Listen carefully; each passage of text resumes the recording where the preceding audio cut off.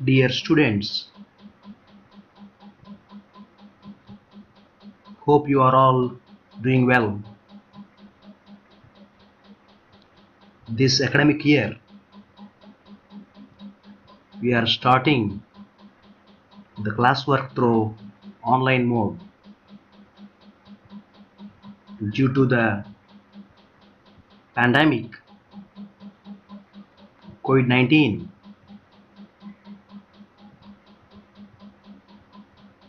As you can see the syllabus on the screen, this is Zoology Paper 3 for you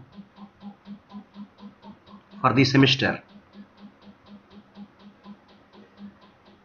The title of the paper is Cytology, Genetics and Evolution. ప్రియ విద్యార్థులారా, మీరందరూ క్షేమంగా ఉన్నారని తలంచుచున్నాను. ఈ academic ఇయర్ని ఈ విధంగా online classes రూపంలో ప్రారంభిస్తున్నాము. Screen మీద మీకు కనిపిస్తున్నట్టుగా జువాలజీ పేపర్ 3 ఇప్పుడు ఈ సిలబస్ మీకు ఉంటుంది. పేపర్ టైటిల్ ఏమనగా కణజీవశాస్త్రం, జన్యుశాస్త్రం మరియు జీవ పరిణామ శాస్త్రం. స్క్రీన్ మీద కనిపిస్తున్నట్టుగా యూనిట్ 1లో కణజీవశాస్త్రం నిర్వచనం నుంచి చరిత్ర, కేంద్రక పూర్వకణం మరియు నిజ కేంద్రక కణం గురించి, వైరస్ గురించి, విరాయిడ్స్, మైకోప్లాస్మా, నిజ కేంద్రక కణం, ఎలక్ట్రాన్ మైక్రోస్కోప్ నిర్మాణం, ప్లాస్మా త్వచ నిర్మాణం, వివిధ మోడల్స్ ప్లాస్మా త్వచ నిర్మాణానికి సంబంధించి ఉంటాయి. రెండవ యూనిట్లో కణజీవశాస్త్రము మిగతా భాగము అనగా వివిధ కణాంగాలు, వాటి నిర్మాణము మరియు విధులు ఉంటాయి. స్క్రీన్ మీద మీకు కనిపిస్తూ ఉంది. అంతర్జీవ ద్రవ్యజాలకం, గాల్గి సంక్లిష్టం, లైసోసోములు, రైబోసోములు, మైటోకాండ్రియా, కేంద్రకము గురించి ఉంటాయి. అదేవిధముగా క్రోమాటిన్ నిర్మాణము మరియు ప్రాముఖ్యత, క్రోమోసోములు, వాటి నిర్మాణము, రకాలు మరియు విధులు ఉంటాయి.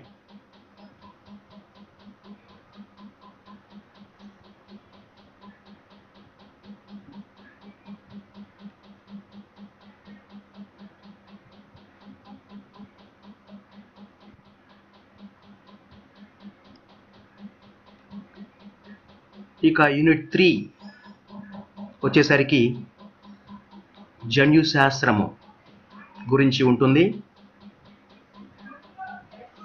జన్యుశాస్త్రములో లక్షణముల అసంక్రామ్యత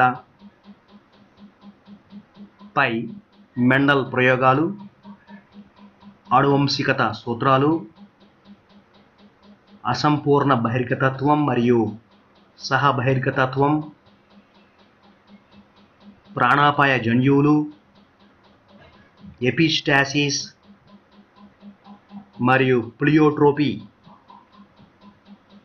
గురించి ఉంటుంది. యూనిట్ 4లో కూడా మనకు జన్యుశాస్త్రము మిగతా భాగము ఉంటుంది. స్క్రీన్ పైన మీరు చూస్తున్నట్టుగా లింగ నిర్ధారణ, లింగ సహలగ్న అనువంశికత, సహలగ్నత, దానినే లింకేజ్ అని కూడా అంటాము, మరియు వినిమయం, దానినే క్రాసింగ్ ఓవర్ అని కూడా అంటాము, క్రోమోజోమేతర అనువంశికత మరియు మానవ క్యారియోటైప్ గురించి ఉంటాయి.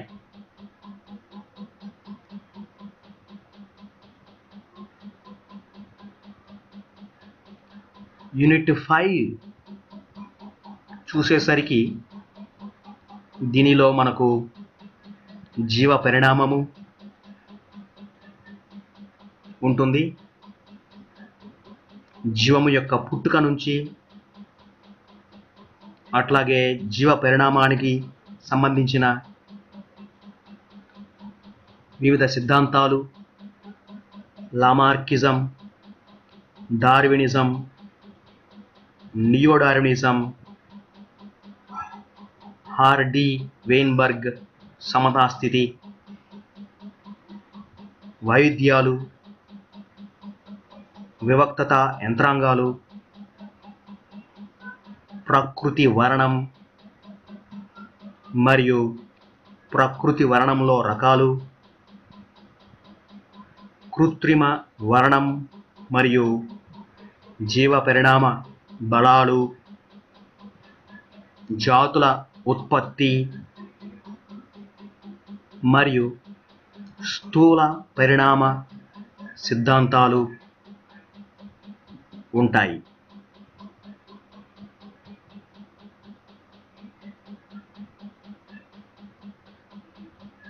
ఈ సందర్భంగా మొదట నేను యూనిట్ 1 స్టార్ట్ చేస్తున్నాను. అంటే కణజీవ శాస్త్రము మొదలు పెడుతున్నాను. ముందుగా కణజీవ శాస్త్రము నిర్వచనము చూసి ముందుకు వెళ్దాం.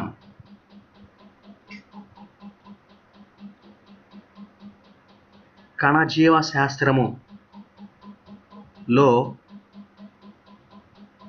కణము యొక్క నిర్మాణము, కణము అనేది నిర్మాణాత్మక మరియు క్రియాత్మకమైన ప్రామాణిక జంతు దేహంలో, అందువలన కణ నిర్మాణము మరియు కణాంగాలు, వాటి నిర్మాణము, వాటి విధులు ఈ కణజీవ శాస్త్రములో మనము అధ్యయనం చేస్తాము. కణజీవ శాస్త్రములో కణ నిర్మాణము, కణాంగాలు, వాటి నిర్మాణము మరియు వాటి విధులు అధ్యయనం చేస్తాము. కణం అనేది ఒక నిర్మాణాత్మకమైన, క్రియాత్మకమైన, ప్రామాణిక జంతు దేహంలో మనకు సిలబస్లో నిజ కేంద్రక కణం అంటే ఏమిటి, నిజ కేంద్రక కణము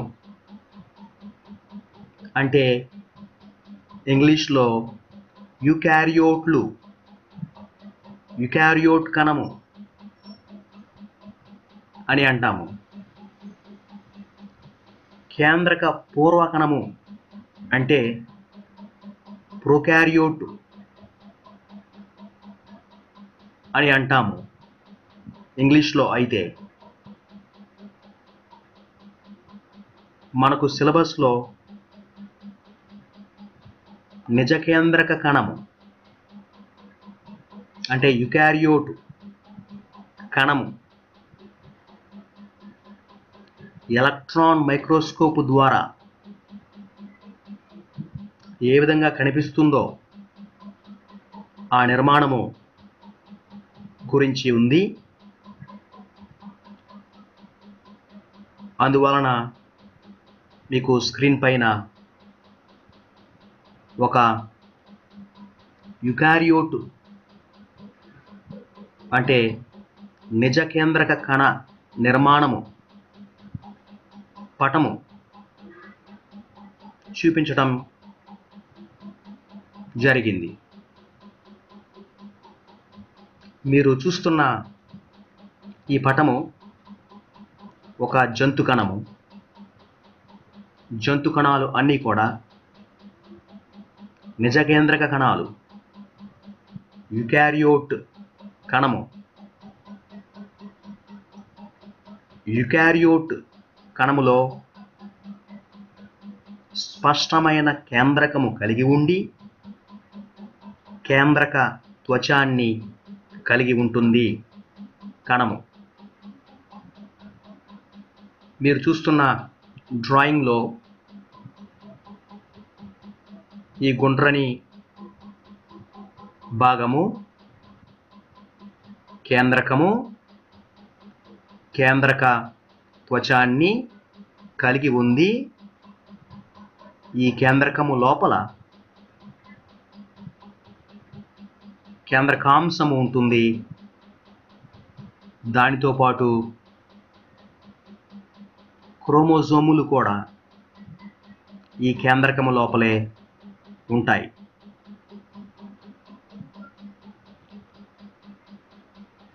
ఇక మనము ఈ కణము లోపలి భాగాలు ఏమేమిటి,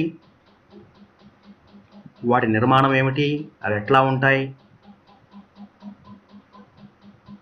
చూస్తూ ముందుకు వెళ్దాం.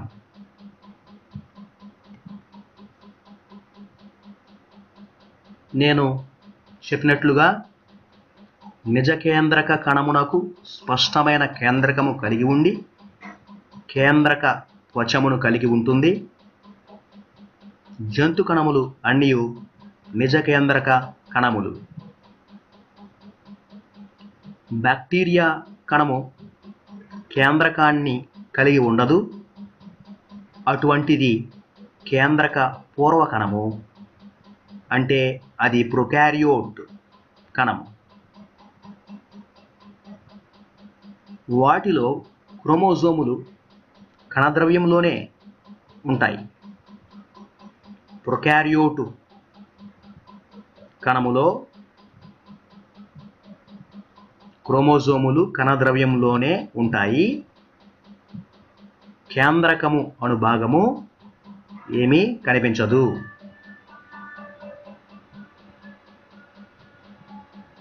స్క్రీన్ పైన మీరు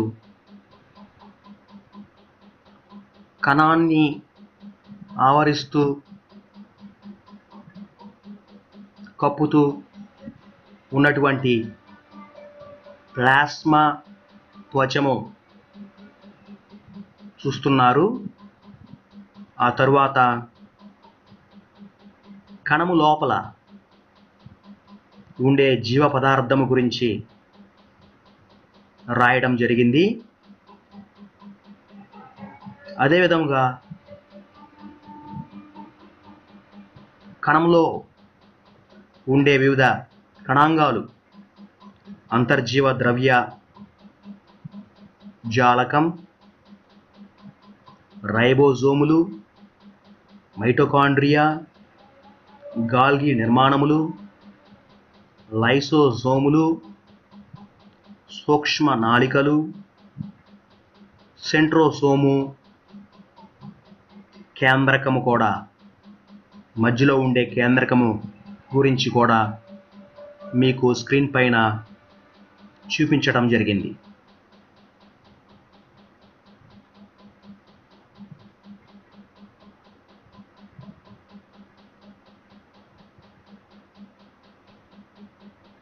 ప్లాస్మా త్వచము గురించి మొదటగా చూద్దాం. ప్లాస్మా త్వచము కణమును ఆవరించి ఉండే పొర. అది ఒక ప్రామాణిక పొర. అది అర్ధపారగమ్యత మరియు స్థితిస్థాపకత కలిగి ఉంటుంది. ఇది రంధ్రయుతమైన పొర. ఇది కణమునకు ఆకారము ఇచ్చును. యాంత్రిక ఆధారము కూడా ఇచ్చును.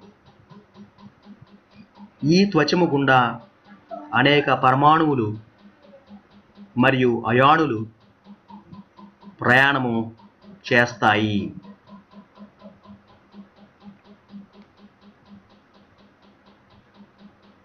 ఇక జీవ పదార్థము గురించి చూసినట్లయితే ఇది ప్లాస్మా పొర కేంద్రకముల మధ్యనున్న వర్ణరహితమైన స్వచ్ఛమైన సజాతీయమైన ద్రవము. దీనినే హైలోప్లాజం, కైనోప్లాజం అని కూడా అంటారు. ఈ జీవ పదార్థంలోనే కణాంగములు ఉంటాయి.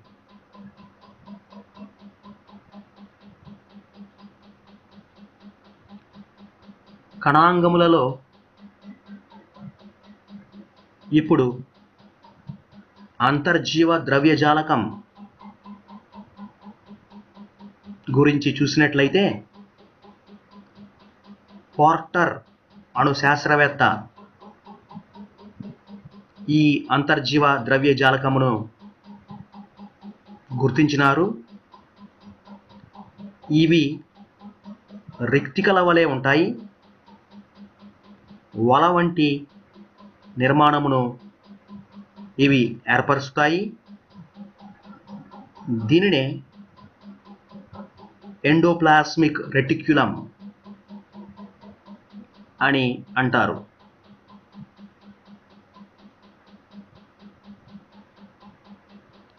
కణము లోపల ఉండే రైబోజోములు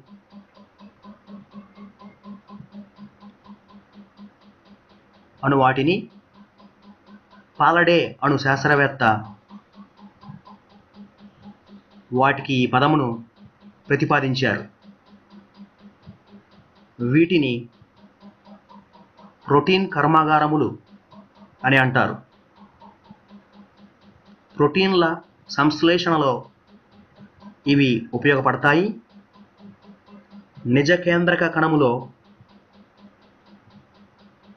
ATS రకమునకు చెందిన రైబోజోములు ఉంటాయి.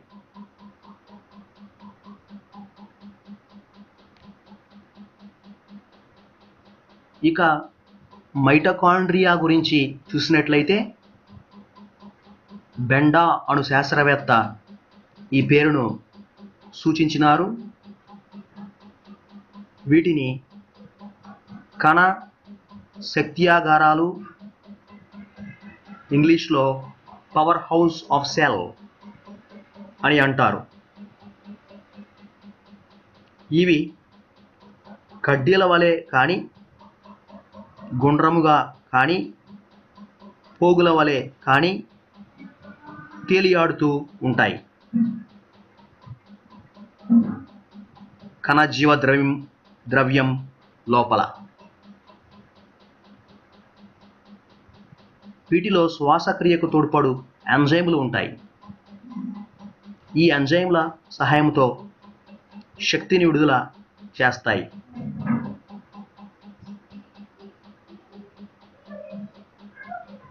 గాల్గి నిర్మాణములు అణు కణాంగాలు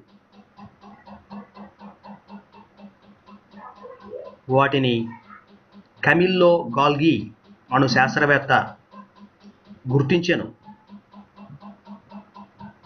లిపోప్రోటీన్లచే ఏర్పడి 2 ప్రామాణిక త్వచములను కలిగి ఉండును. ఇవి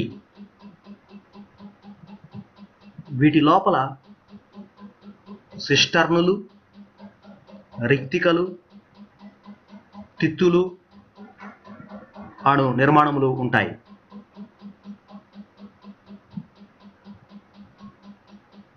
తరువాత కణాంగములు, లైసోసోములు. క్రిస్టియన్ డూడువే అను శాస్త్రవేత్త వీటిని కనుగొన్నారు. అండాకారములో గాని ఆశయములుగా కానీ ఇవి ఉంటాయి. ఇవి ఎంజైములను కలిగి ఉండి కణాంతస్థ, కణబాహ్య జీర్ణక్రియలో తోడ్పడతాయి మరియు ఇవి కణ విచ్ఛిన్నత కలుగజేస్తాయి. అందువలన వీటిని సూయిసైడల్ బ్యాగ్స్ ఆఫ్ సెల్, ఆత్మహత్య కోశాలు అని అంటారు.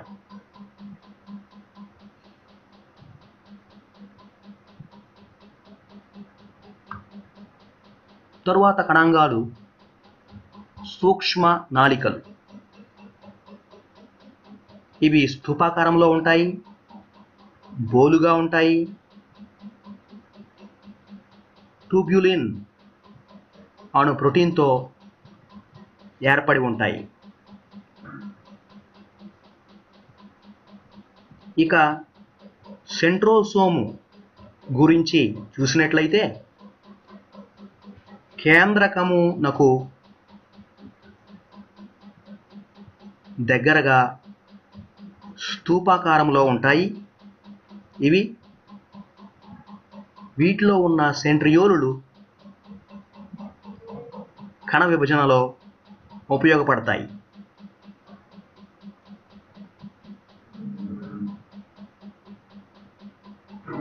తరువాత కేంద్రకము అను భాగమును రాబర్ట్ బ్రౌన్ గుర్తించినారు. ఇది వర్తులాకారములో కణ మధ్యలో ఉంటుంది. లిపోప్రోటీన్లతో ఏర్పడి అనేక సూక్ష్మ రంధ్రాలు కలిగి ఉంటుంది. కేంద్రకం లోపలి ద్రవమును న్యూక్లియోప్లాజం అని అంటారు. కేంద్రకం లోపల క్రోమోజోములు కూడా ఉంటాయి.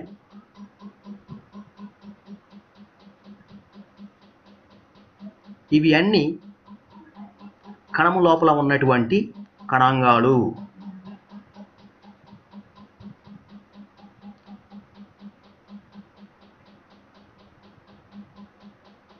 ఇప్పటి వరకు వివరించిన కణాంగాలను మరలా మీరు ఒకసారి ఈ పటంలో చూడవచ్చు.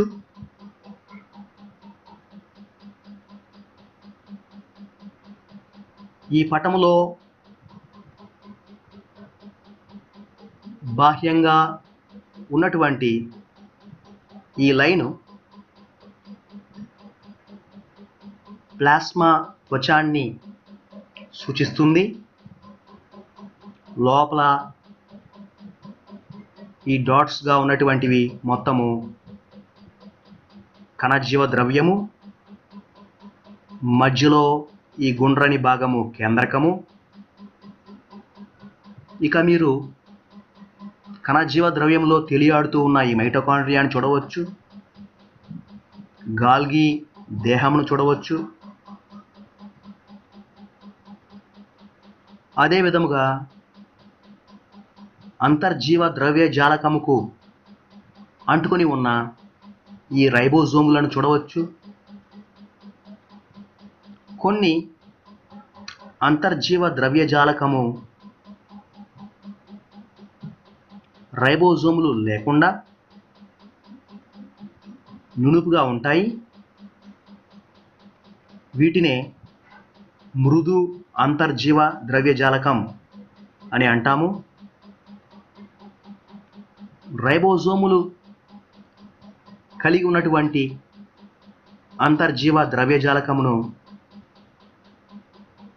రఫ్ ఎండోప్లాజ్మిక్ రెటికులం అని అంటాము. తెలుగులో గరుకు అంతర్జీవ ద్రవ్యజాలకం.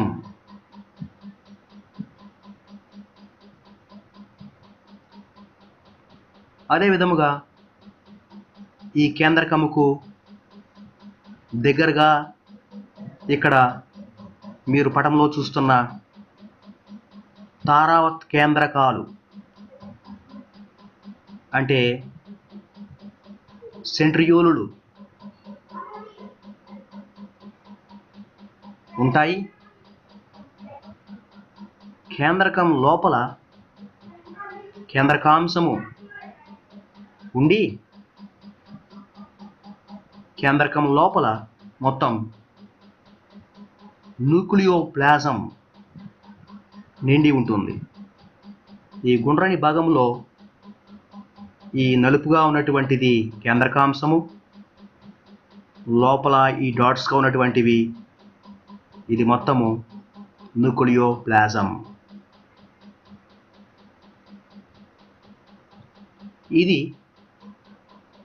నిజకేంద్రక కణము యొక్క నిర్మాణము.